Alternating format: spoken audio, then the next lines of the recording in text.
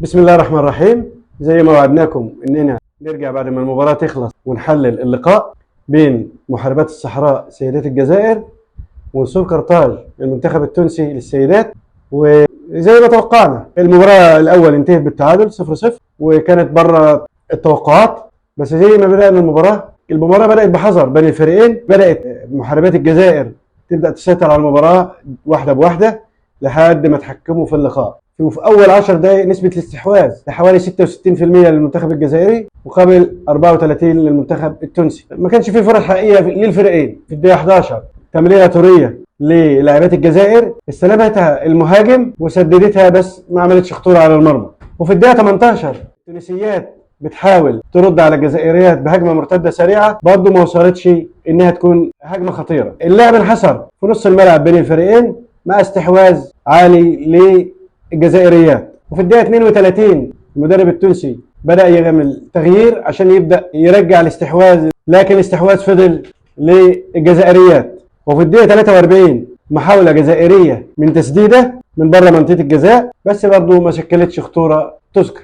وبكده ينتهي الشوط الأول 0-0 مع استحواذ عالي للجزائريات وبعض المحاولات للمنتخب التونسي. والشوط الأول يعني ما كانش زي ما احنا متوقعين، يعني كنا عاوزين مباراة أحسن وأسرع من كده، لكن الفرقتين لعبوا بحذر مع استحواذ عالي للجزائريات. ومع بداية الشوط الثاني التونسيات عاوزين يرفعوا الريتم شوية وعاوزين يسيطروا على المباراة، لكن الجزائريات يفضلوا متحكمين في اللقاء ومع الريتم بتاعهم يفضلوا مسيطرين على المباراة ومستحوذين على الكورة أغلب الوقت، لكن بدون خطورة حقيقية للفرقتين. في الدقيقة 58 وفي بطاقة صفراء لجزائرية إيناس ويفضل اللعب سجال بين الفريقين. وفي الربع الأخير من المباراة الجزائريات يبدأوا يعلوا الريتم عشان يخطفوا هدف ويضغطوا أكتر، بس برضو الهجمات ما توصلش إنها تكون خطيرة وتفضل الكورة راحة جاية بين الفريقين، لكن مفيش جديد في اللقاء. وينتهي اللقاء 0-0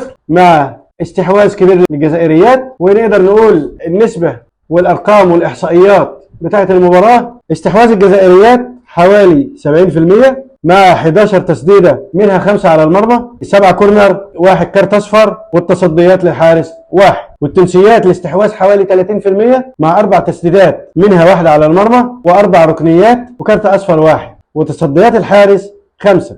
نقدر كده نقول إن الجزائريات حافظوا على السيطرة والاستحواذ طول المباراة، لكن دون فعالية على المرمى وما قدروش يسجلوا ولا هدف، وتطلع النتيجة التعادل. واحنا من عندنا احنا بنتمنى التوفيق للفرقتين في المباراة القادمة، ونتمنى ان الفرق العربية كلها تصعد، وعاوزين البطولة تكون عربية لان لسه في منتخبات افريقية قوية. وفي النهاية يا رب يكون قدرنا نوصل لجمهورنا الحبيب كل اللي حصل في المباراة. لو عجبكم الفيديو لايك وشير واشترك في القناة وفعل الجرس عشان يوصل لك كل جديد، وابعت لنا في الكومنتات توقعاتك للنتائج للفرق العربية، ونتمنى التوفيق للمنتخبات العربية في الجولة الأخيرة بإذن الله. كان معاكم إبراهيم البحيري في برنامج رومنتادا النمر. سلام لكل العرب.